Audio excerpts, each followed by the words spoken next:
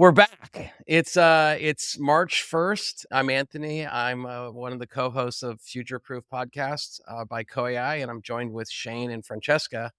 And in this podcast, we're going to dig into everything Google's been doing the last couple weeks, specifically with their Gemini AI products. We're going to touch on like the world of the AI race that we're seeing, and the openness and the moats that are being built. We're going to try to deconfuse some of the stuff that's going on with Gemini and Google.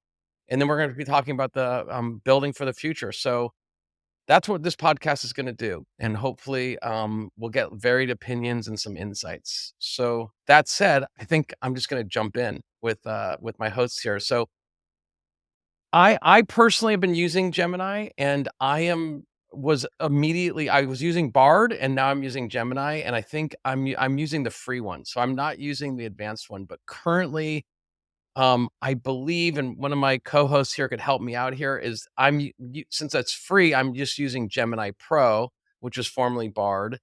And we've learned about all the cool stuff that Google's releasing with Gemini 1.5 release, which sounds fantastic. We'll get into that. But today, right now, I've been using the free version. I think Shane, I think you might have bought the Pro one, and we can talk about how it's integrating with the overall Google Workspace stuff. But that's kind of where we're at. They're also released a bunch of other things that we may touch on, like their open source version, which I think is called Gemma. Don't ask me how to spell that, and their AI Studio. So with that is I think I kind of covered a bit of the background, but what am I missing? Like what's going on with Gemini?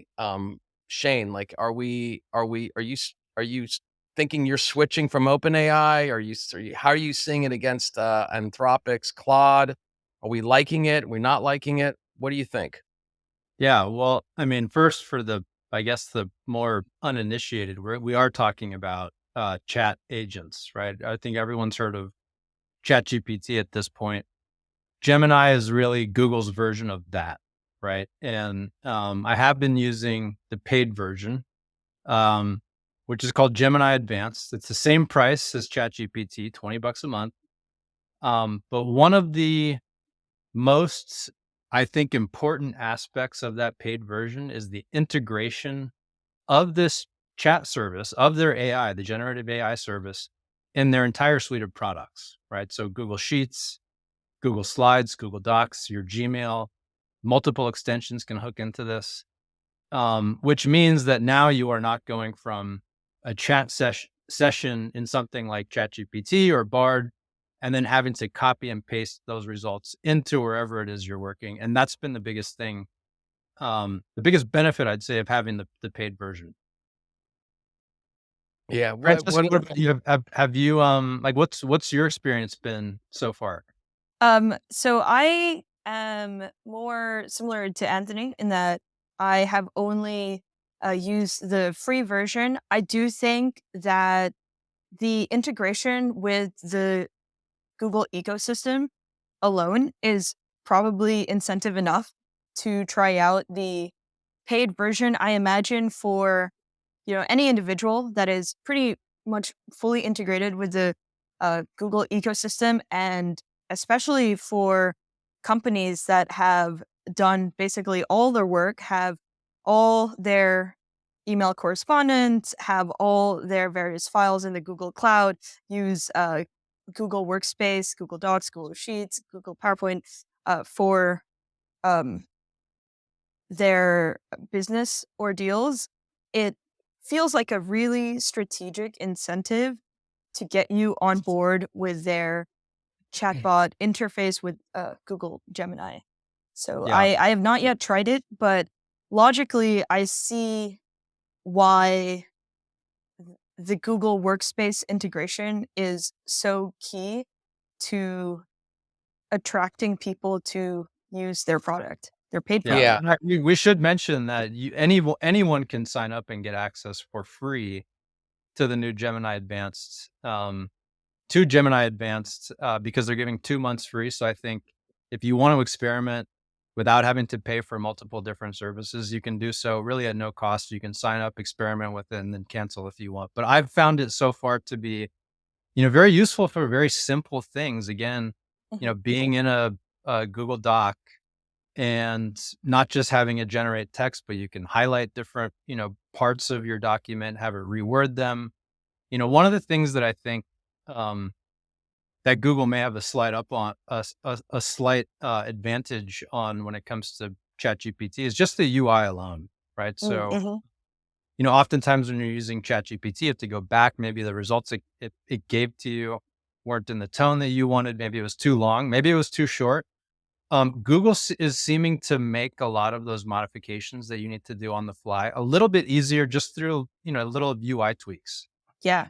I had seen that where, I think particularly if you're new to collaborating with a chat agent on a content creation task. For example, hey, draft me this email to ask my supervisor if I can get 2 weeks off for said reason. And I think that's quite a common use case for things like ChatGPT or any other LLM out there. I would say prior to maybe these UI tweaks, it felt like you had to do this turn by turn process of editing the original output given to you by ChatGPT. For example, hey, can you change the tone, as Shane mentioned, or can you make this shorter? Can you uh, Yeah. transpose the points into bullet points rather than in paragraph format? And I believe that the Google UI makes that way more seamless in that you don't really need to fully reprompt, but can just click buttons for shorter text, longer text, etc. And that to me, one that's great. I think it is so intuitive that way. If you were not taught to reprompt for formatting edits, you would never know how to do that. But with the click of a button, it's pretty intuitive. And it's secondly interesting to me because it feels like we'll never know if that was in their original UI design, but it feels like they've maybe overheard some of the feedback from people who have been using existing Yeah. models and heard that there is this workflow of having to reprompt for uh, newly edited responses and then taken that feedback and integrated it in their UI, which I think is interesting in the context of the AI race that I know we're going to get into later, how Mhm. maybe being a little bit later in the launch has helped them integrate some new features based on feedback from people using the other products. Hmm. Yeah. It's interesting because, before we kinda talk about the AI race, but it's kinda like we're right there, right? It's, I think that, for people that are like, that are, in business, they use, let's say, Google or the equivalent to Microsoft stack, they're gonna want to use AI without having to go somewhere else, do their AI work, and then kinda come back to where they're working and try to cut and paste. Like, that is just a toil. That's like adding work, right? Um, and I think both, Microsoft and Google are kind of like in this race because they're trying to make the customer experience like using a Google Sheets or PowerPoint or Excel sheets, all those sorts of things, a lot easier to operate in with this added benefit of adding AI, which is the chatbot, which I think really does improve the quality of work for a day-to-day user. And I think that Mhm. that's like for businesses, it's like, look, we have a team, we want to get them to be AI literate. Should we use ChatGPT? Should we use Microsoft's Copilot, or should we now use, uh, Google Gemini? And I think like the quick question or the quick answer, I think, would be like, well, where are you right now? Right? It's like, Right. are you in Microsoft or are you in Google? Because I feel like Google's Gemini product right now is maybe on some sort of technical scale may not be as superior to OpenAI today, but maybe Mhm. tomorrow it will be, and that's the race. But like how convenient is it to use in all the products that you use daily, mail, calendar, etc. I think Google's going to, possibly um, win here a bit with against having you work somewhere else. And I think that brings us up to the race. Like it's like the race is, there's going to be multiple layers of race. I will say for you guys, let's comment on that. Like the race is obviously going to be on like how good is your model and your inference and your training data. But then I think Francesca, you've talked about this a lot when in other calls, like the productization of it, like how convenient or how like novel a way of using this AI where you may not even as a user know that you're using it. It's just happening. Right. So, that's there's so multiple layers of race. Why don't we just tackle Yeah. like the race at the productization and then we could talk maybe a race about the models themselves or the data itself. I'll turn it over to, Yeah. either of you, Shane, for Francesca to comment on. Yeah. I mean, I firstly love this idea that, or love this metaphor of a race, because it also feels like every week something new pops up on the Yeah. newsfeed, not by any coincidence, but because it is fueled by this pretty explicit competition now between these big tech companies in just pushing their latest and greatest AI. I feel like I now have to just sit down with my notebook or, open my notes app and really just keep track of, this company has this product. So Microsoft has Copilot, Google has Gemini, Anthropic has Claude. And now it feels like everyone has to have one, which in itself is really Mhm. interesting and probably not what I personally would have predicted before ChatGPT becoming mainstream. But it does feel like the metaphor of the race is just a great way to portray it because everyone needs a player in the race now. You can't not be in the race. And then it comes down to the second part of the question, which is like, what races are we in? There is obviously the race of just the consumer facing uh, chat bot and chat interface experience. That probably is the most talked about race and the most important race right now. But then you go into all these other use cases like enterprise chatbots, the integration with existing workflows, the productization of maybe research.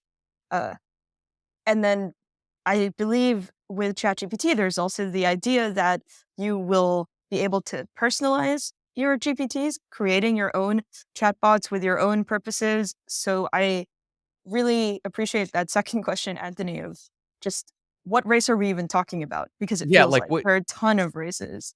yeah, yeah, there's like Shane, definitely want you to comment next, but I feel like just there are these multiple races going on and like if you're just like not in like some big business that you're just an end user, you're also in a race because there's so many companies that are Mm, adopting these yeah, technologies, and if your company's not like you're not making AI, you're just a user.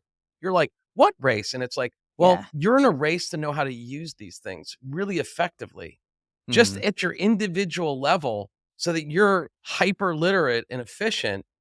That's a one layer of a lace, and then there's like, is your team doing it? Is your company doing it? And mhm. then then we have the, Silicon Valley crew that's, like, building these things. There's a race there. So, Shane, what race are you what race are you interested in right now? Because we're in a Well, bunch of well, them. I think with Google, like to just put things into perspective, right? According to Google, ChatGPT has 180 million users, right? And a lot of people in the industry, they've seen the chart that shows that ChatGPT was able to get that first 100 million users faster than I think any consumer app in history. Mm, mhm. How many users does Gmail have? Literally 10 times that amount, right? So, if this were just a new product in a vacuum, I'm not sure that, there's a world in which, Google would not have sunsetted it a long time ago. It's all about momentum, right? How fast they were able to achieve that progress. Right. I think that really scares Google, not to mention the fact that the core technology that even made ChatGPT possible in the first place literally came out of Google, right? So Yeah. I think they're very much on their back foot. And I think to go back to some of the, aspects of Gemini that we were talking about, at the beginning of the conversation, I think they really are optimizing for ease of use, supreme convenience, because there's a long way to go to get from 180 million users in ChatGPT to 1.8 billion users. So how do you get all those people on board? If they're not using ChatGPT already, that says something. Right. Maybe ChatGPT is too expensive. Maybe it's just too confusing, right? And Google is a company that's renowned for ease of use in its product. And I think that's what my guess is that's what they're really optimizing for. If you're on Yeah. the, Yeah. if you're on, Oh yeah, go ahead. I was gonna No, say, if you're on Francesca. the much higher end of the spectrum when it comes to skills and you really care about those, percentage point differences in the performance benchmarks between these different models, you may clearly prefer something like ChatGPT. This morning I was doing a side by side analysis of Gemini Advanced versus GPT-4, and I was giving it pictures of machine learning quiz questions, which had text baked into them, had diagrams baked into them, and that they're very technical questions.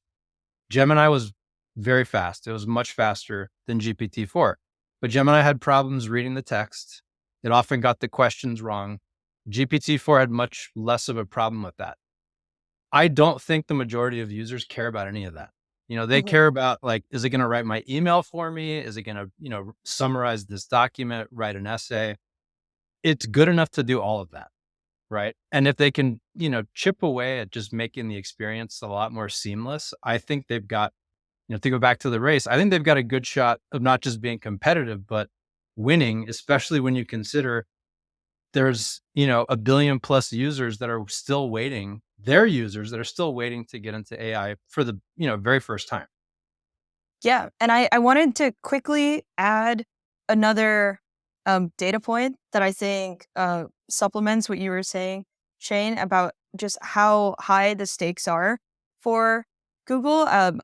Yes, Gmail has 10 times the number of users as ChatGPT, and yet I believe that Google has reacted so quickly, and I don't want to say anxiously, but it does feel interesting that I think Gemini 1.0, the version that we had all um, been able to use, came at the end of last year, I believe.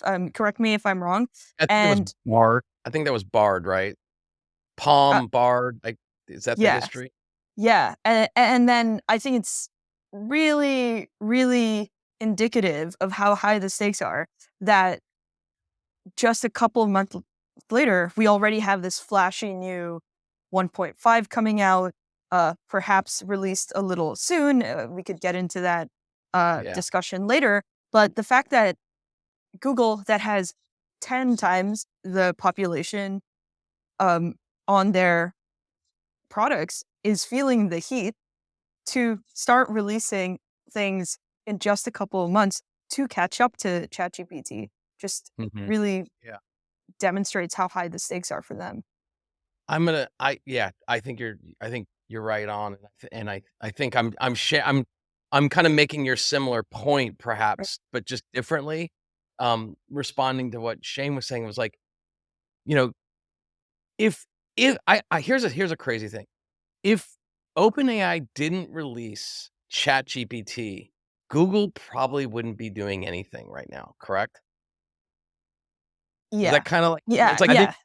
I think like I they would like still be doing it, just not at the frenetic pace that they're doing it correct. at right now. Right.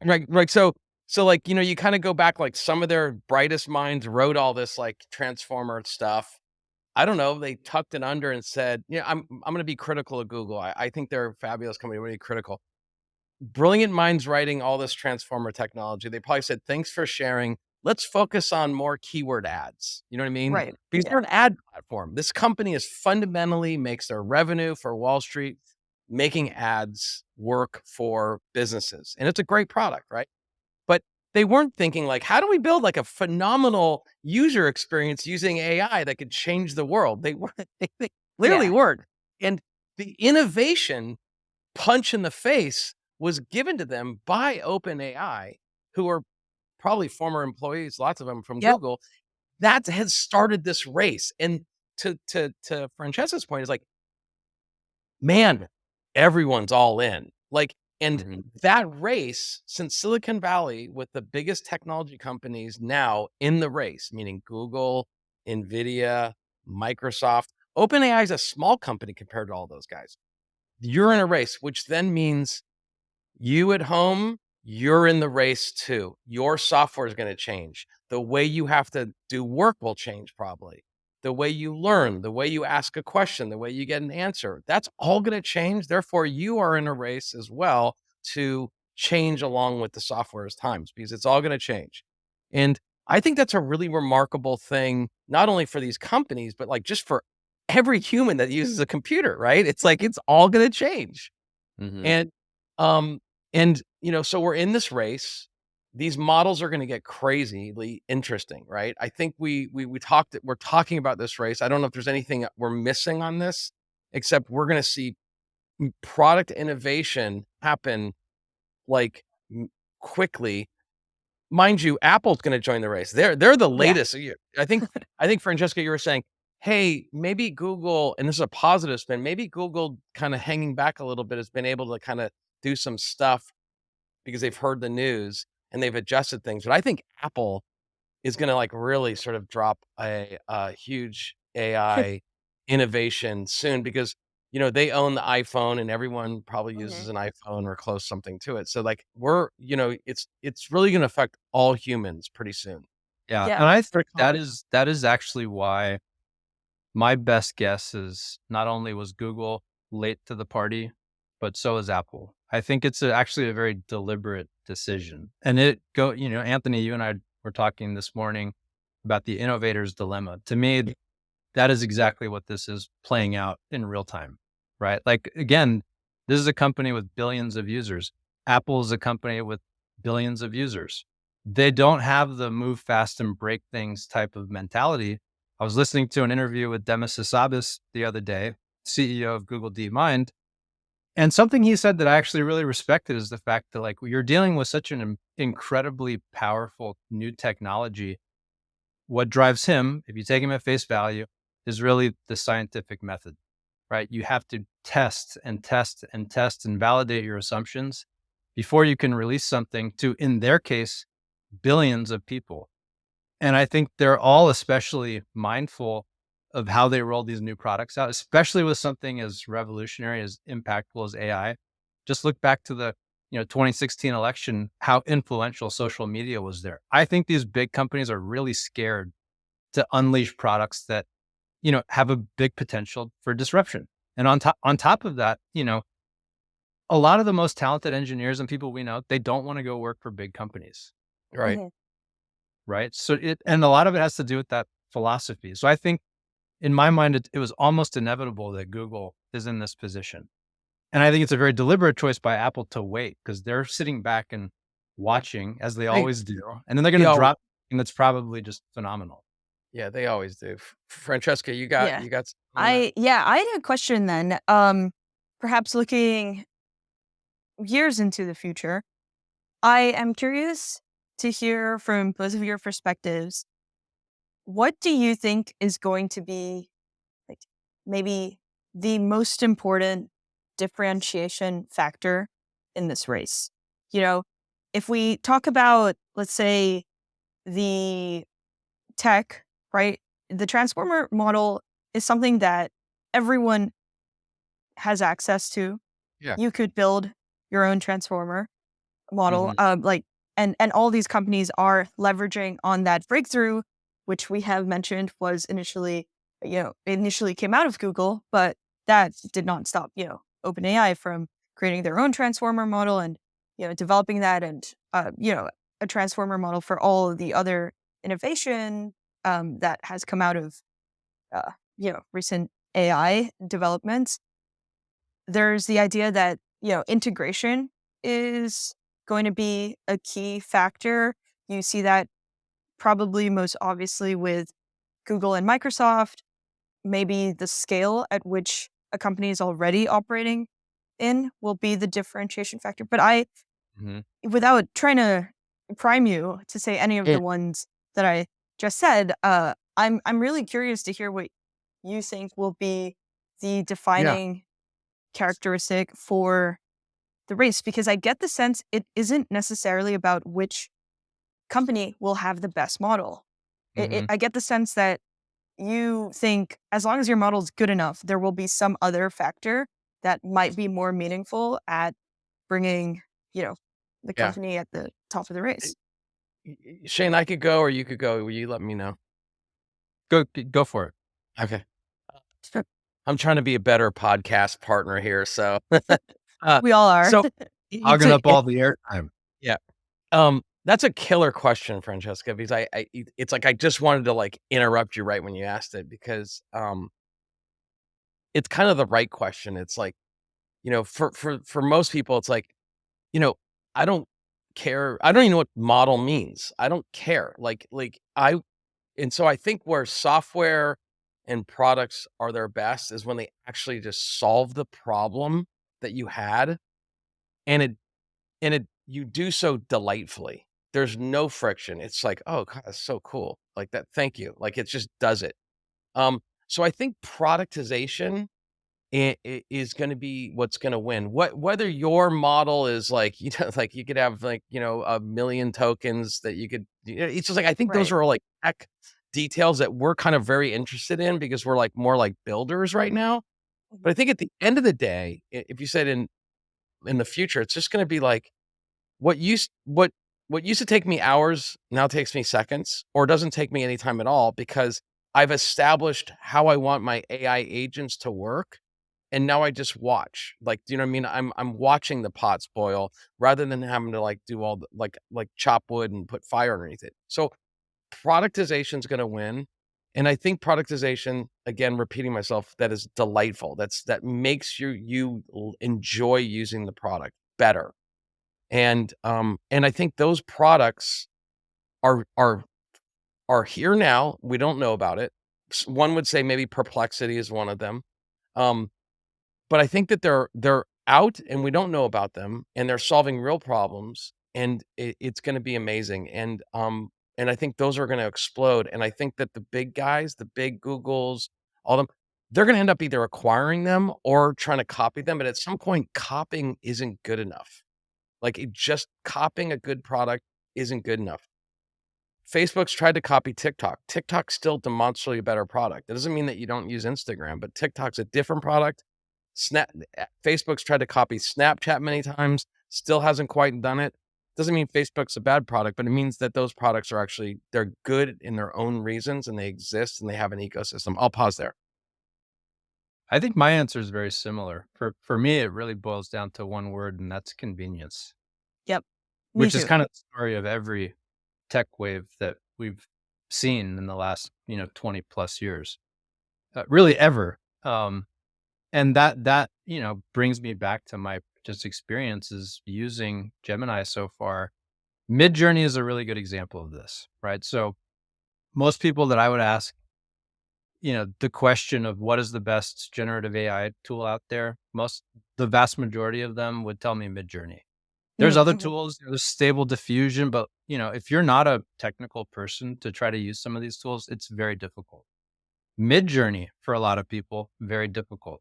Anthony and I've created a ton of different art assets for presentations, for other things. We get asked all the time, "How'd you make that?" Midjourney. It's like, "Hey, can you show me how to use Midjourney?" Because you have to Mhm. speak to it in a language that it understands. And so one thing a lot of people don't know even exists. So Google has this other service, AI Test Kitchen, right? So Okay. go to AI Test Kitchen when you get a chance. It's essentially Midjourney, but they've abstracted away a lot of the complexity. You type in your prompt. As the prompt is appearing, certain keywords in that prompt get turned into variables, which you can then go in and change on the fly right there. The problem with a tool like Midjourney is like you need to know some of the vocabulary to really get the results you want. Are you looking for Sure. a 35 millimeter shot? Or are you looking for, some obscure style? Google is looking at all of this and watching it play out. And it's like, how can we take what they have and just kick it up a few notches in terms of its simplicity? I think the products that make things really accessible and really easy to use, like the iPad, those are going to win. Mhm. Yeah, I completely agree. I was thinking of ease of use, which I like your word better, Shane, convenience, because convenience encompasses more than just how easy the product is to use, and convenience ostensibly encompasses also how integrated your current workflow is, uh, whether or not there's certain barriers, like the amount of time it takes to complete one of your tasks, the price point that it's offered at, whether it scales really well for your team.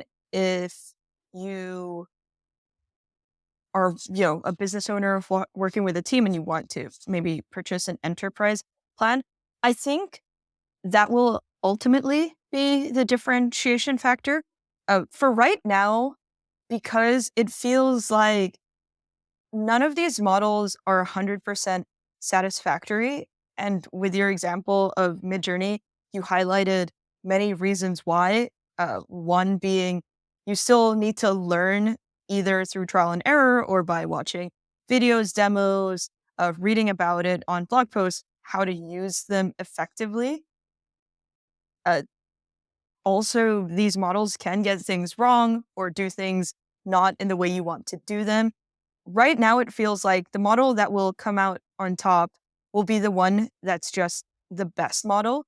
Best not in just, the technical benchmarks, but also in the utility benchmarks. So which one is actually giving you correct historical information, is actually producing accurate and functional code that's actually going to be able to solve your math problem.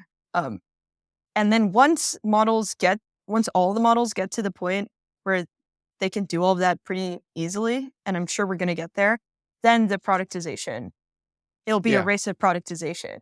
Right It now, will. it still feels like a race of models. Yeah, Yeah, Anthony. I think you're right. I think there's a there's a definite, like, let's get the model right story, like, Right. in the tech groups, right? And I believe that's, like, we really do want that to continue on, right? Like, we don't want that race to, like, pause at all. Yeah, Even yeah. even for, like, I think let's fund the experts in building models healthily for decades. Mhm. But that wrapper around the model is really what 99.999% of the people are gonna be using, and Shane's right, super convenience wins the day, Yep. I always talk about this, like, what's the difference between Apple Music and Spotify Music? Well, it's not the music because it's the identical same, it's just the interface, right? So it's like, at some point, we're gonna get to, like, model parity, Totally. therefore, what wins is UI, convenience, and simplicity, Yeah. and, you know, I think, just because you made me think of this, Francesca, in what you were saying, we're talking about Gemini, but what's really interesting about this race is gonna be strategic moves. Mhm. Strategic moves that you might have made years ago that you didn't understand why you did it, but you did it. And one of them strikes me as really quite smart. It sounds smarter now today than it did maybe a year ago, which was when Microsoft bought GitHub. Okay. And you're like, yeah, okay, yeah, you could buy GitHub. That's cool. Like you have developer tools, but like Mhm. I use GitHub. I use Me VS too. Code. Yep. I use VS Code sometimes as a code space. So it's like now I'm not using it. I'm using it in the cloud, but now coding is going to become not writing the code, it's gonna be the English language, and suddenly Microsoft's goes like, "Well, we have all these repo, you could just do it right here." That's a really interesting strategic move they made that makes their race to being maybe the best place to do your code with AI a real win, whereas Google left that market. They used to have a thing called Google Code, which is a repo. Mhm. They got out of that because they were like, "We're done. We're not Mhm. going to do it." And one of the things that makes me worried about Google is they we talked about this just a minute ago. They experiment with products, and they drop them all the time, like Yeah. literally all the time. Yep. They make a product, they give it to a billion people, maybe a half a billion people, and then they let it run, and sometimes they just pull it, and like the Google Reader and all these things. So, like for me as a fan of Google, I'm also a cautious customer of Google because I'm like, is this product gonna stick around? Are they Yeah. gonna mothball it? And that bums me out. So it's like Google to me is in the race. I wanna see them commit to their products and stick around.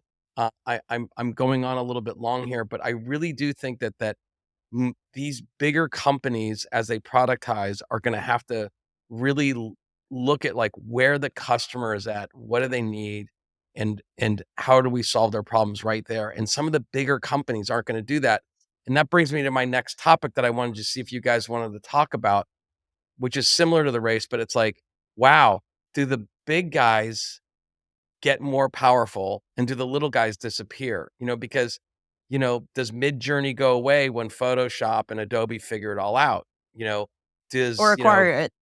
or acquire it, right? And like, and I, like I wanna see a vibrant world. Personally, my thing is I wanna see a vibrant world of, like, of AI products and services, like as many websites we see, I wanna see AI products and services as many agents doing many, many cool things for lots of people, not owned by big companies, that it's a vibrant, robust community of creators.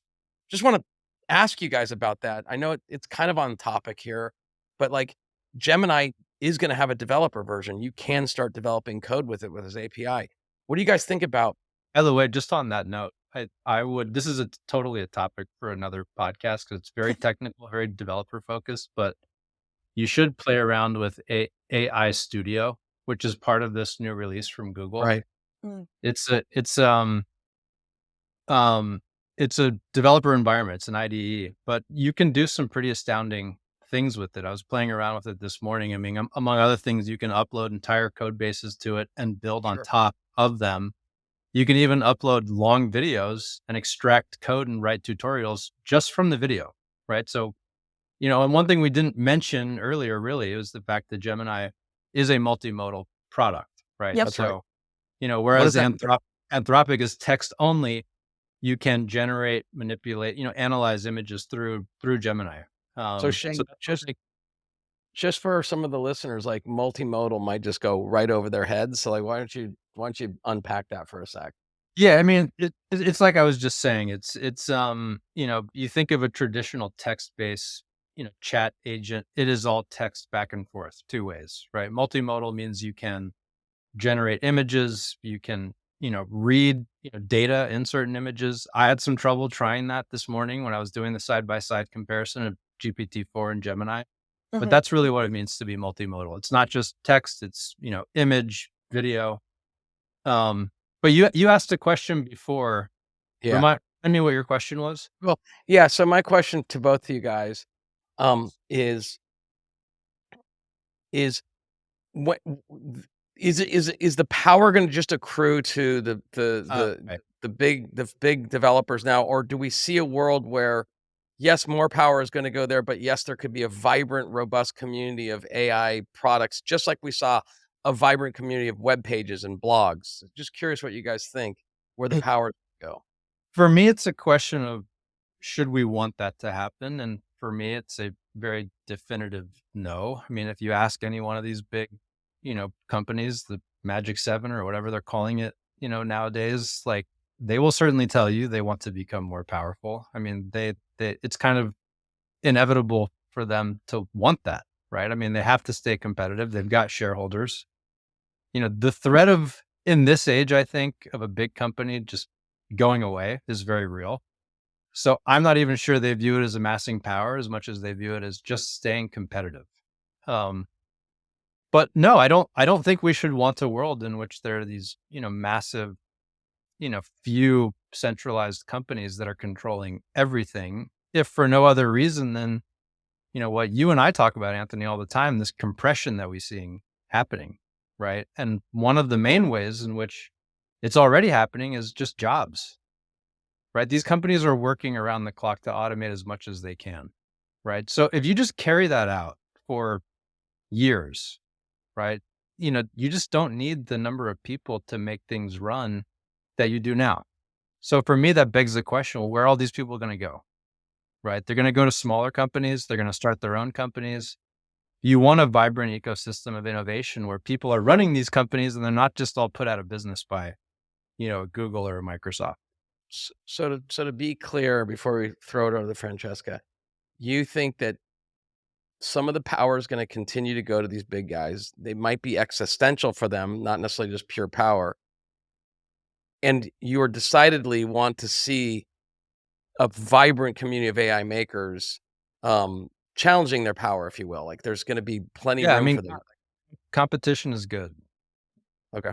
We're on the same page on that. What about you, Francesca? What do Yeah. you see? Yeah. Well, if the question is, do I think the powerful players will become even more powerful? The answer is Yes. definitely yes. They will become more powerful. And I really like what um, Shane said in terms of just where will these people go if these large companies are trying to automate as many processes as possible. Hopefully this then unlocks a new community of AI developers, AI entrepreneurs, and brings this really colorful ecosystem of new products and new businesses. I was thinking about, maybe as a thought experiment, like the situation where then just everyone becomes more powerful. And when I say it like that, I know it sounds like an overly optimistic, Yeah. kind of naive way of putting it. But I was thinking of the App Store. Like, if you think about the Apple App Store, who holds all the power? Certainly Apple. Like, if Apple decided to just get rid of the App Store, like, they have the power to do that and no one can really question it, right? But that's Yep. not to say that everyone who has an idea for a mobile app and can go and execute that idea and put it on the App Store doesn't also have some kind of power that is like valuable to the App Store ecosystem, to the consumers using it, and in their own way. Like, if they took their app off the App Store, then they also have the power to do that. And I kind of foresee a situation down the line where you'll just have the AI equivalent of an app store where it's just the ecosystem maybe is held by Microsoft.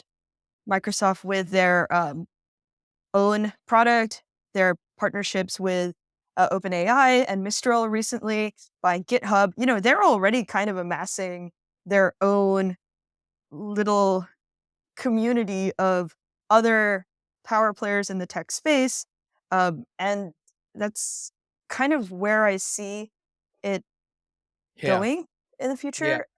Hopefully, maybe in a very idealistic way, that also empowering people to become developers in their own right, but um, hopefully not so much that all the currently powerful players become more powerful and no one else does.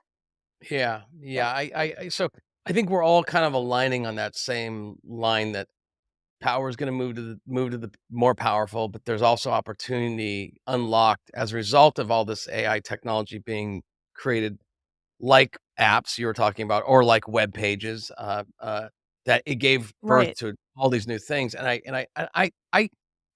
think that's optimistic, but I also think it's also just logically true. I think we can just kind of like follow the pattern here. Technology is created, and some go and create with it, and some just go and use it. And the folks that use it will keep using your product or services if it's innovative and it's solving your problem. And so, not Google and the Microsoft's not going to solve all your problems, and therefore there's all these cottage industries, and that's the way it's been with software the since I've got to it. There's all these little developers all over the place making stuff. So Yeah. I'm And hopefully I'm that with continues. Yeah. I yeah, have another reason why. I mean, you think these big corporations, I think they're deathly afraid of offending people. Mhm. And, I think there's good intention there, not with everyone at these organizations, obviously, but at the same time, like it results in, building models that are just incredibly politically correct. I mean, try asking ChatGPT or, this recent, controversy with Gemini, which I'm sure most people have, or at least a lot of people in our industry have heard of now. They ask it to create a image of the founding fathers, and it's basically a diversity poster.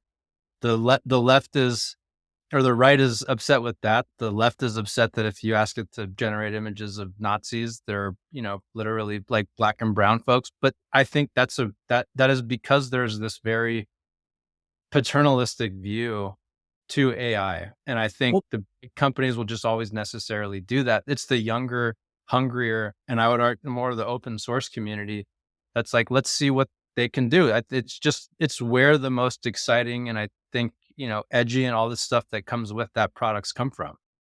yeah, I think that that you make a good point here. Um, the big corporations are gonna have very sort of aligned models and software that you can use, and you can make, like, real you can use it as an end user, you can use it as a developer, but they're not gonna give you sort of like, uh, you know, a way to use their software to do something that's offensive, which I actually find with Google, to be really odd because you could actually go to Google search engine and say, "Hey, give me the founding fathers images," and it will, like, actually pull it for Yeah. it directly because it's kind of Yeah. not their work. But when it's their work, you could see that, like, they've aligned it, they overfit it in a direction that's Mhm. aligned with their agendas, right?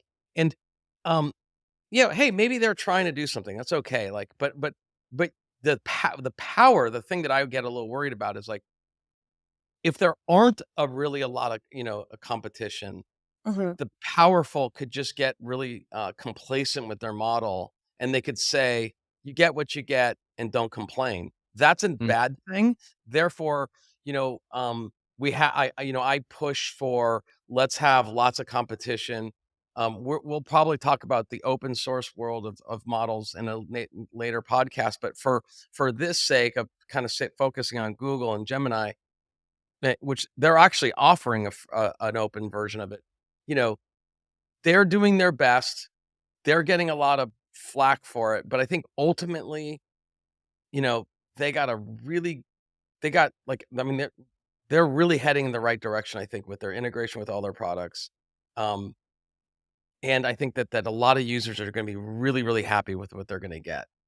Um, Yeah. Switching topics just a little bit, unless Francesca, you wanna say Well, something? I was just going to say that your example of if it were that a handful of companies did just amass all the power, uh, I think one huge harm from that would just be a company's ability to act as a source of truth.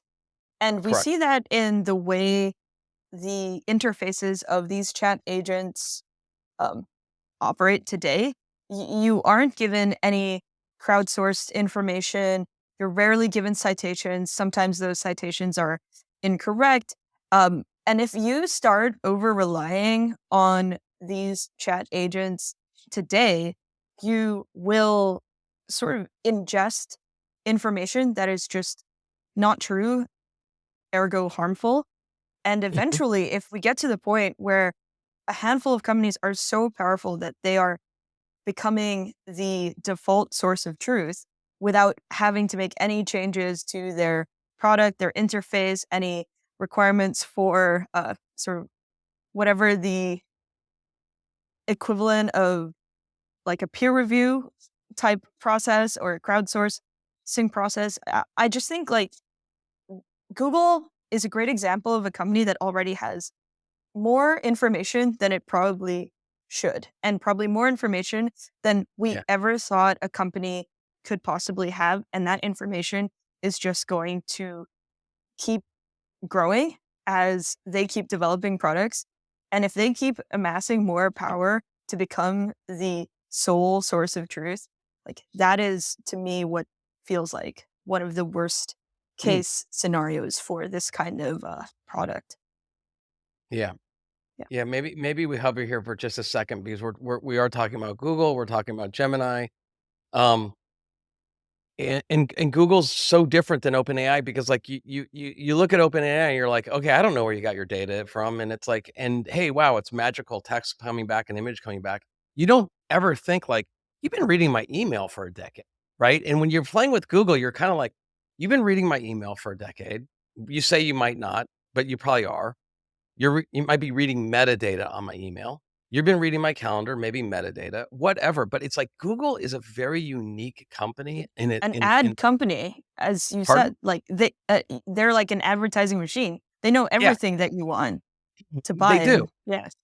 Yeah, and so when that gets rolled up to a model, it's like it's really quite interesting, and I think that, um, this is an exciting time, I to be alive because you're actually watching this thing unfold, and I think, Mhm. our podcast is called Future Proof. Like, I think the message here is that, like, like, to recap, like, you're in an AI race, whether you like it or not, and the only way to stay future proof is actually to use this technology, and use it not in a way that you receive the data back and go, "Oh, that's right." You use that data like, "Thanks for doing that for me. Now I need to edit it." Whether it's code, whether it's text for an email, it's really, to me, this technology is about enables, and I think Francesca said, making you more powerful. Great. You just wrote you a great letter for your boss. Now make sure you edit it because your boss doesn't want to get a letter that's totally wrong. So future proofing is all about, definitely use this technology. Do not pause here. Like, this is jump in. And if you're a developer, you should be definitely thinking about using this technology and making new applications with it because I think it's going to unlock some really incredible stuff. And so switching sort of from that to like more about like what is going on with Gemini 1.5? Like everything we've been talking about right now is not even touched on like what they discussed in their recent paper. So Google is saying they're going to release a new model called Gemini 1.5. I don't know if we have a name on it yet. Shane, you might have wrote it down. I think you might have called it Ultra or Pro model. I forgot. But and here I'm trying to help everybody, and I'm making it maybe more confusing. They're releasing 1.5 soon. Mhm. I haven't used it. I know that we're signed up for it, but it's making some claims that are quite astonishing. Yep. And maybe Francesca, you could talk about the significance of those. But the idea that you may now be able to upload a million I'm gonna use the word tokens, but that might be meaning like millions of sorry, tens of thousands of written pages of text into a prompt or a model and ask it to find things or to think about things for you. That's pretty profound, right? That's not done today, correct? That's to you, Francesca. Oh, that's to me. Sorry. I No, let me reframe it because, like, maybe I caught you off guard. What in 1.5 Gemini, they're saying that they've opened up the context window, which for the average user just means it means you're allowed to post more data into the prompt. Mhm. That could be like, read this entire script and then, read these 5 movie scripts and make me a new movie based on these 5 movie scripts. It sounds like Gemini 1.5 would have no problem in doing that, and that seems pretty profound. Yeah, I think well Gemini 1.5 is making a lot of profound claims. One of the biggest is the fact that it now has this huge context window, and that it is able to just digest lots of information and retrieve exactly what you want from that copious amount of information for you. So that's going to have a ton of use cases in very basic everyday tasks.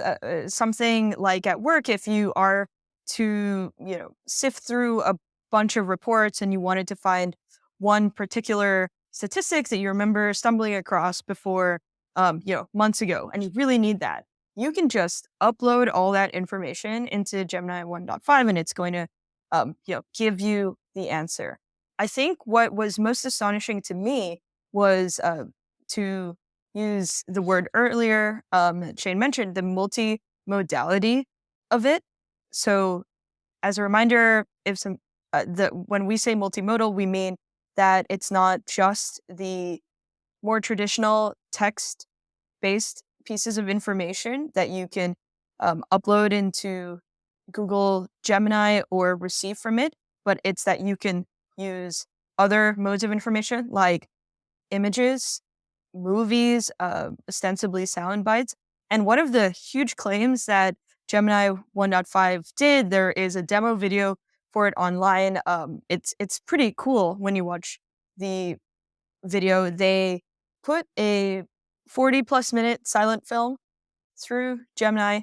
asked it for the timestamp of a very, very specific thing where a person takes a piece of paper out of his pocket and asks, what is on this piece of paper at what time in the movie? And Gemini will tell you that with just a little bit of information, what you're looking for.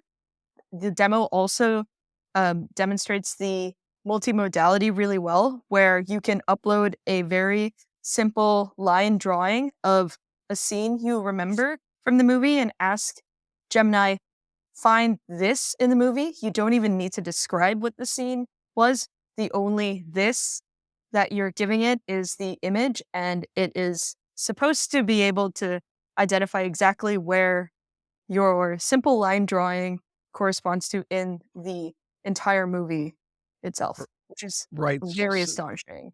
So that so like so that's coming. So that's coming Right. very soon Yeah. to everybody, right? Yes. And Shane, I want to get you in here. So but when I hear multimodal, like it sounds technical, right? And I Mhm. think that like when I explain it to my two teenagers, I simply don't use the word multimodal because I know Right. they'll look at me and they won't listen to me.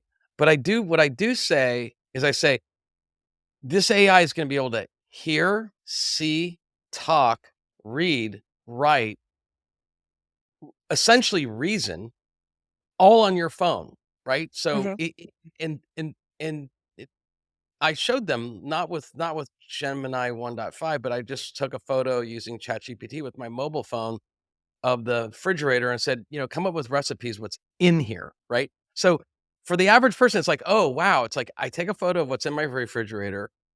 It saw the photo, it identified every object on in there through machine learning, then took those things, sent it to the model and said, "Make recipes." Like, my kids are like, "Wow, that is amazing." That's gonna be everyday life coming soon, right? Yeah. So, Shane, jump in here, like, what do you this 1.5 is pretty impressive. There's gonna be all these new applications that developers are gonna make, but just kinda, like, riff here, like, with us on this. What is blowing your hair back on Gemini 1.5 Pro's claims? Well, I think what's getting the most amount of attention right now is just the fact that the context window, which I think similar to just the idea of multimodal being too uh, complicated for people who just don't have the background. Context window is essentially the working memory of these models. And if you've spent any amount of time, like a long session, for example, in something like ChatGPT, you will inevitably find that it starts to forget details of the conversation. So that all has to do with the context window. Like how much of your conversation, how much of that session will the model remember as you continue to interact with it?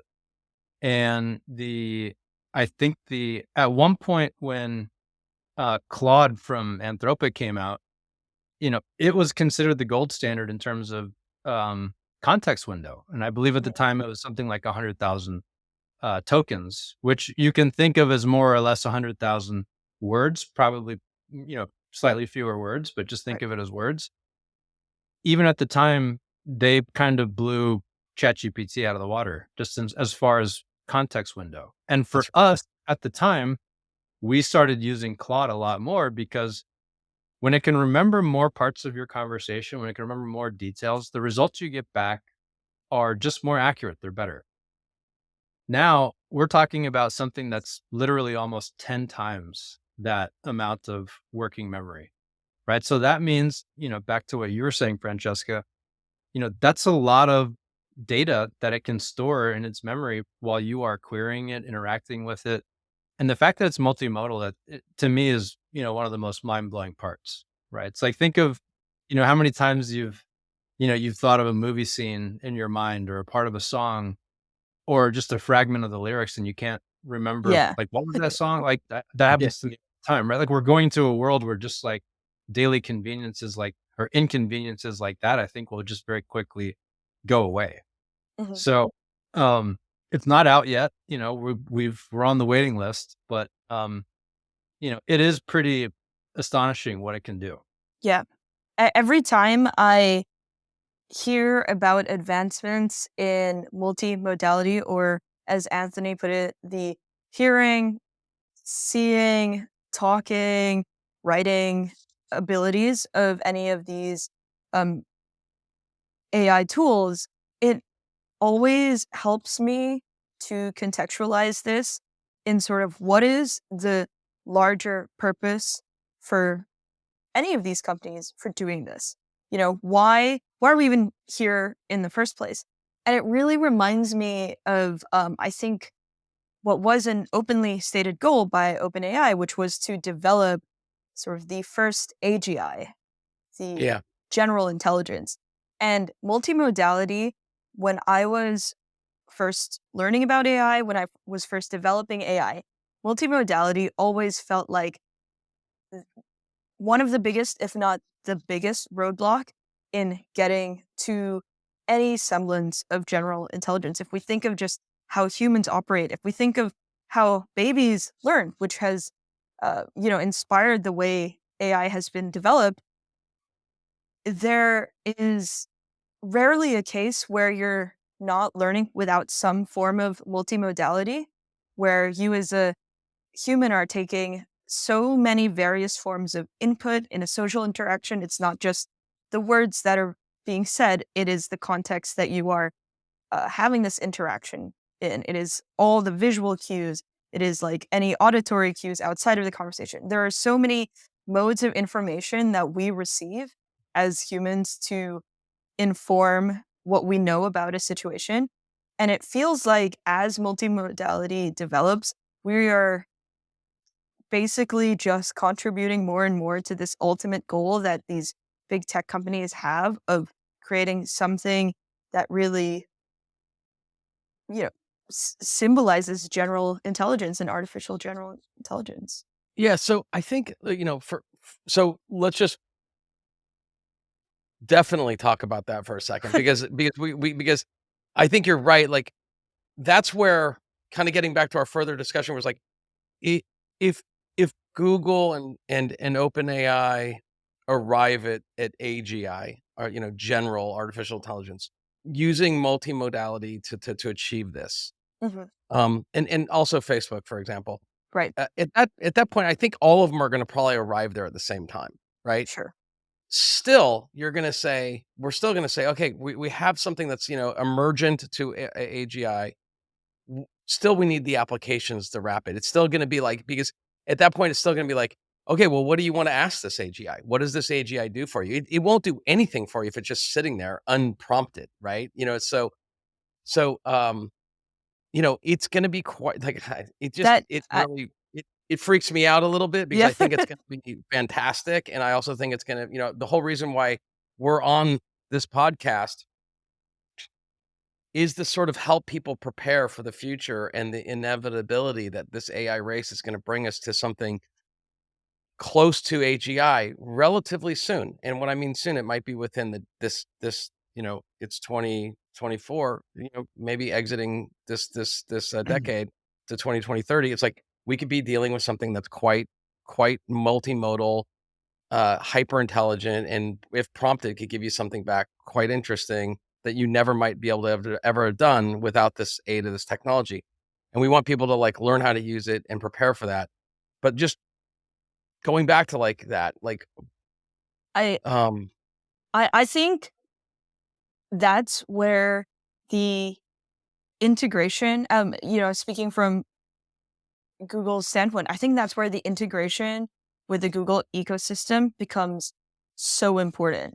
Because if we're talking about, if you imagine with me a fully developed AGI that is also fully integrated with your entire Google ecosystem, with your Google workspace, with your Gmail, with everything, that person will have now this AGI buddy to basically help them with all their Google work, ecosystem related create. tasks.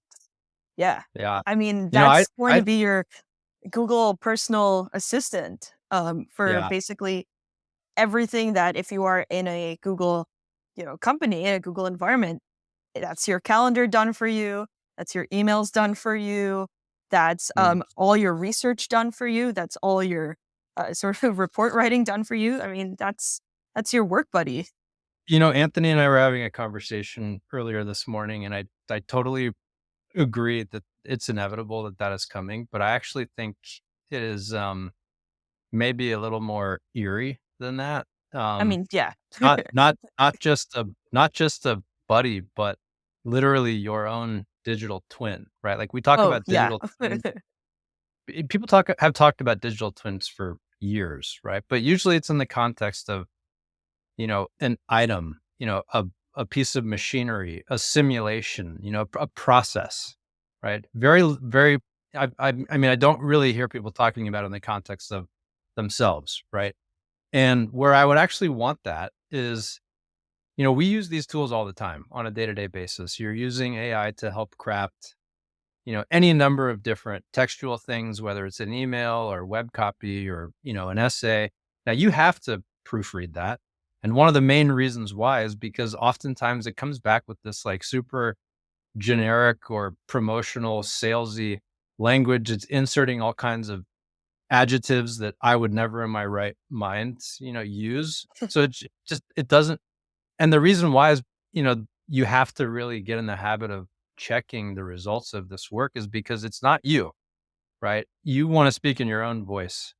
And I know I'm talking very specifically about text right now, but when you think about things like an agent that's going off and executing tasks for you, sending emails, writing reports, you want it to be in your voice. So there's a big part of me that says, yeah, of course I want a digital twin, my own agent that is essentially me and it's trained on all of my data. And when I ask myself who's likely to have that, for me, that's Google, right? Yeah. They've got, a Mm. decade plus of my email history, of my search history, of many things that I bought. OpenAI does not have that yet, right? No other company on earth has that level of detail on who I am, Yeah, right? And arguably, Microsoft and Apple have, like, close to that, but that Google. yeah, Yeah. I would argue probably Meta, when you Yeah. think of, social media, not me. I mean, I haven't actively posted on Meta in a long time. Twitter, certainly one of those players. But if you think about where this is going and just the importance of, scale compute, right? Like data, like who has all the data? And Google, they're sitting on an enormous stockpile of it. So when I think of what's not just what's scary, there's a lot of things that are scary with that situation. But when I think about what's convenient, what is going to be most effective, it's the service that knows me best. Yeah. Uh, So we're kind of in this space where we're talking about building for the future, and we're sort of channeling what Gemini 1.5 is saying it's gonna deliver in a couple weeks. And I think Francesca talked about, like, far out future, and you just sort of made me think about, couple things both of you guys have said to me. Um, you know, multimodal, yes, like, all this stuff's gonna happen. We know it's happening. Digital twins, yes, I don't want the email written in a voice that my boss will know it's not me. And as a boss, I don't want to sound like like I'm some robot talking to my team as well. So it will, invariably my Gmail will start writing emails in my voice, right? I'll Mm. click some button and say, sure, Gemini, start writing emails in my voice. But pushing out further, this concept of like identity and digital twins could become really, really, you know, cringy, scary in one way, but in another way, it's like it could give you this like forget twins, it could give you multiplicity. Like it could Exactly. say, it could And by the literally way, we multimodal, like, it's not just text, it's video, it's video. So I right? was gonna say, There's it's like Yeah. there's services now, you get a full scan of your face or any picture for that matter and animate it. yeah. So I'd so with carry these that power out 5 years. yeah, I mean, like the question is, are we all three on this podcast live right now, or is it our multiplicity, future AI agents of ourselves here? I mean, Google has a creepy video out. I don't know if you guys saw it, where it's like, your your digital avatar could join your Google Meet and take notes for you, and also like deliver your. It's kind of cringy right now, but as you play it out, the fidelity of you in picture and words could actually become really significantly hard to Yeah. determine. Are you there right now? Is this Anthony Prime, or is this Anthony Multiplicity, version 6? And Exactly. it's that I know I'm talking about building for the future, but Right. you know, total open question. You think that's gonna happen? I think it is inevitable. And you know, I think it'll be very commonplace for people to have multiple different representations of themselves. Some people it'll be true to life, right? Think about it this way: uh, a a digital representation or an AI representation of yourself is probably going to make a lot fewer mistakes than you do too, right? Like us having this conversation here in this podcast now. Just think of things like the ums and the filler words. If you have your own agent that is essentially you, I mean, it can be deployed across any number of channels to talk about any number of things and do so in a way that's near flawless, right? So I think it is just inevitable. You'll also have, I think, a continuation of a trend that started years ago, which is just like alter egos, right? It doesn't have to even look human at all, right? I mean, you see this a lot in gaming, especially crypto NFTs, like everyone's got a different identity. And I think that multiplicity will take the form of many, many different personas. But there's no question, I think people will deploy them to do all the work that they don't want to do, or just to be in as many places as possible at one time. Francesca, what do you think? Yeah, I don't know if I'm as bold as Shane is about this. I don't know if inevitable is the word I would use.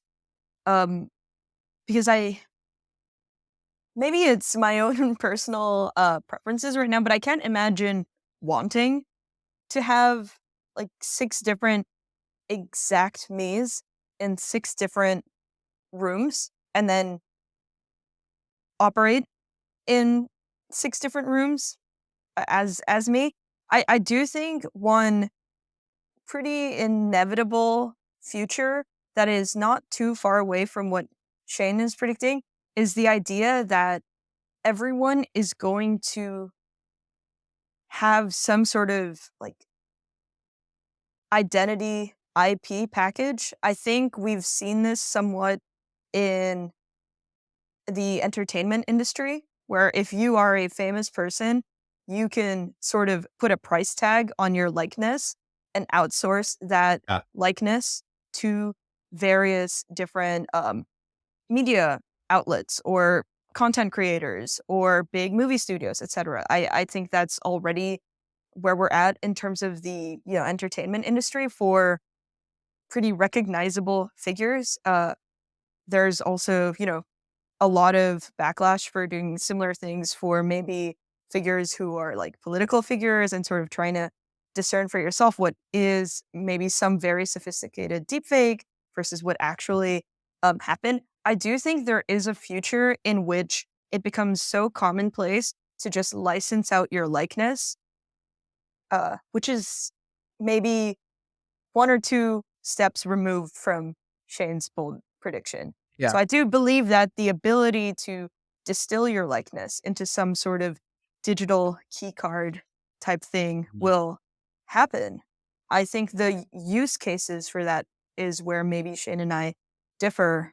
Um, Maybe it comes down to a personal preference. Maybe Yeah. I am less willing to license my likeness to whatever tool gets developed in a decade that will put me in any meeting room online at once. But maybe Shane Yeah. does want to license his likeness to that. Yeah, and So when I say it's yeah. inevitable, I really mean definitely for a certain class of Oh yeah. people, Yeah. right? Like, I mean, and But it already happens, in Right. some form or another today. I mean, that is what Yep. video is. I mean, the Yeah. video, the avatar, I mean, it's a recording, but it essentially is one that's just not interactive. But I Hmm. think we're entering a world in which that that that asset, that representation of you is going to be able to do things on your behalf. And I think, there are, quite a few situations that I can envision in which you'd be at an extreme disadvantage if you didn't do so. Yeah. right. Totally. So that's what I'm kind of bringing it back to Gemini for a second, and also the AI race, because I completely respect what you're saying, Francesca, and it's like, I don't know if I need 6 of me, you know what I mean? Like, I'm happy with Yeah. just me prime, but what's funny with the AI race, it may actually push people into this place where powered by these sophisticated situations of a model such as 1.5, maybe it's not a video version of you, but it's like Hmm. chat with the boss. Like, the boss is always here.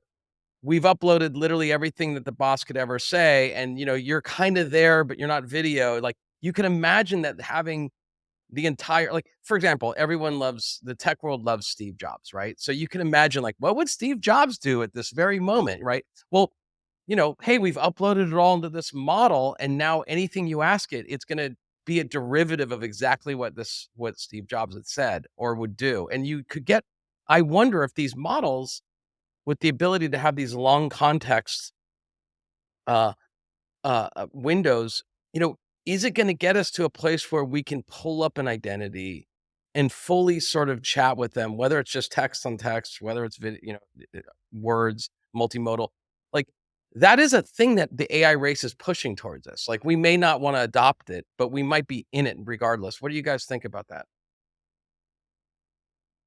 Uh, Francesca, you want to go or you want me to? You can go ahead, Shane. Um,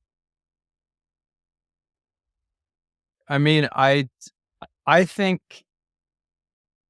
people are different, right? So there's going to be a lot of different reactions to it. I think of my own dad, right?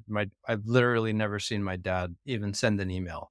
There will be people, continuing on in the future that just prefer things, the more traditional way. And I think in many ways, I actually align a lot with that behavior. The question that's interesting to me is like, what are you forced to do for, things like competitive reasons?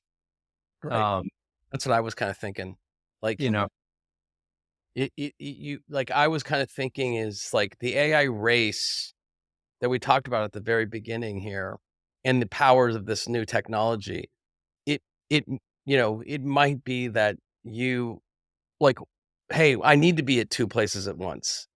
yeah, But I also wanna change it, and I know that we're kinda coming up to probably a place where we kinda wrap it up here, but I feel like we were talking about identity, but we also talked about this, Francesca, which was like, instead of building identity, the a very sort of sophisticated model such as Gemini, really well used by an expert, could give it enough instructions to say, build me something that's actually like an agent or a product out of thin air, which is like, instead of you think about an identity, but it's like, "Hey, it came up with, like, we gave it these ideas and it's come up with this product, and now Hmm. that product can be released." It's like, you could forget the identity, but it's like these things are gonna become smart enough to actually really give you product instructions that you'd have to yeah. kind of fulfill.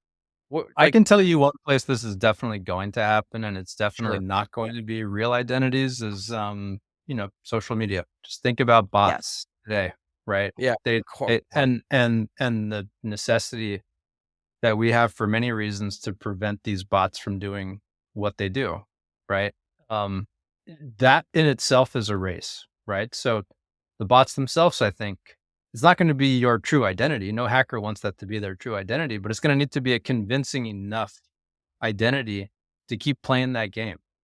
So I think it's unavoidable. The question is like, do you, if you're just talking about agents that can go out and execute your bidding, it doesn't need to be you. It just needs to be good enough at doing the job, right?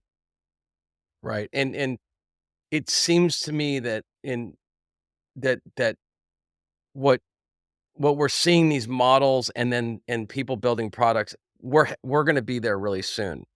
Um, and the robustness of the claims that Google is saying Gemini 1.5 has now, and what we're probably going to get from OpenAI, they're probably going to say, "Well, we got 5," and then we're going to get to this place where pretty much anything um or could be possible. Even it's maybe it's not viable, but it's possible as these models get more robust. And And it's definitely going to get weirder for sure. yes, Maybe it's we gonna. maybe we can bring it back down to earth a little bit for for people wondering like, okay, if I'm running a business, what does this all imply for me? Right? Okay, it's like they read the headlines. There's a lot of FUD in the industry. We know the industry is moving fast. Like one thing that immediately comes to mind, and I was talking to you about this, Francesca. This old Wayne Gretzky quote. He skated to where the puck is going, right? It's one of his most famous quotes, and I view building any sort of business very similarly.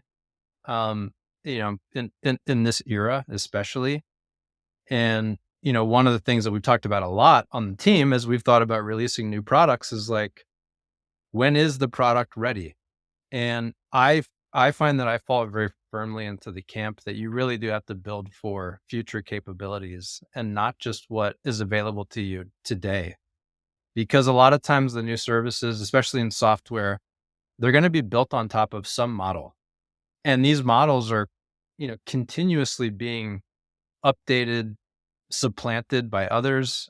Um, and if the core brain of that, software is in the model and you can just easily swap it out in, 6 months, in my mind, you should be building for that model 6 months from now, a year from now, even though it may imply that you're releasing a product that may be, from a user experience, slightly more inferior because it's not ready yet for that brain to be plugged in.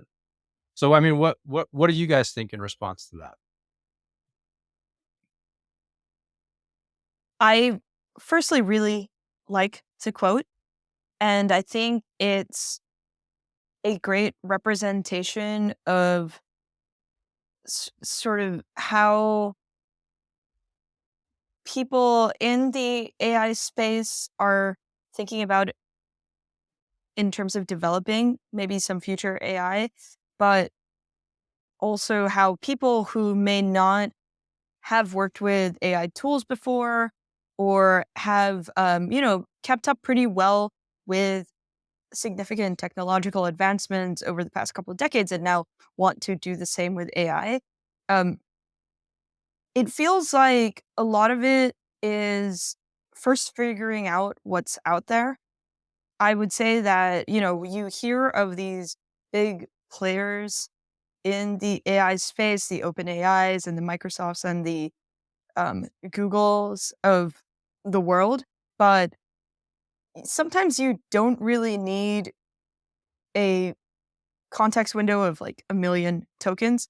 Sometimes what you really need is a tool that's just going to help you create, 3 emails, find a group of core users, core customers to send those emails about some product to, and then automate the schedule. Sometimes that's what you need.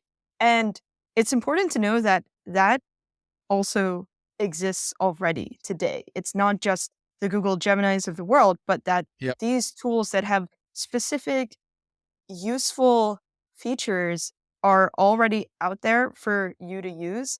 And you don't really have to just think of it as where are we right now and Where might we be when the digital likeness of me exists in some digital key, but you can also say, okay, well, maybe the next incremental step is automating my email workflow. Maybe the next incremental step is using AI to help with my market research and just chipping away at the problem in the way that works best for you.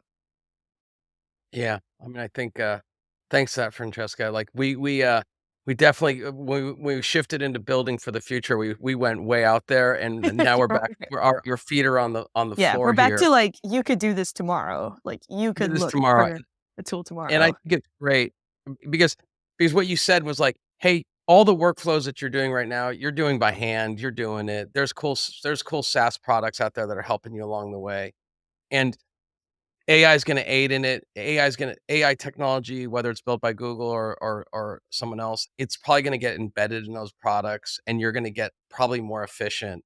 And I think our overall story is Google, Microsoft, Apple, everyone is pushing forward very hard here, and they're putting hundreds of billions of dollars towards that.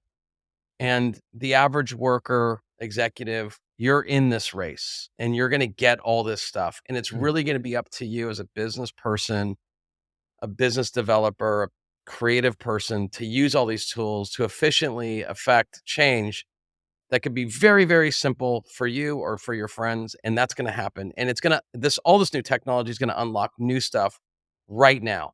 And that's super exciting. And we're doing that, right? We're collectively and separately. And I think we're, we're super excited about this. We're also very aware that there's going to be bumps in the road here. So we're not Pollyannish about everything here. But kind of the spirit of our theme here is you have, reason why we're doing this podcast is to bring these discussions up and have everyone that's listening kind of join in on this journey as we discuss sort of like narrow and broad and future and present day technologies, but to get you curious about it, to get you to say, let's use this, let's try. And what we want you to do is try it and come back and tell us what you like and what you don't like, because we know that it's happening. And the way to deal with all this change is not in isolation. It's going to be done in a community form. And that's what Co-AI is all about. This podcast Future Proof is here for you guys to listen, get you inspired, get you involved. We will be back next week with more interesting topics to discuss. Um, and we really want you guys to join our newsletter. We're going to be launching a website soon that will get more involved. And absolutely, you can reach us on social media with our CoAI handle, which will be in the show notes. And I might be missing something, so I want Francesca or Shane to plug anything that I missed, because I sometimes do that. If there's nothing, we can just sign off. I think that's the perfect way to end it. Yep, totally agree. Okay. I think that's a wrap. Thanks, guys. I'm going to hit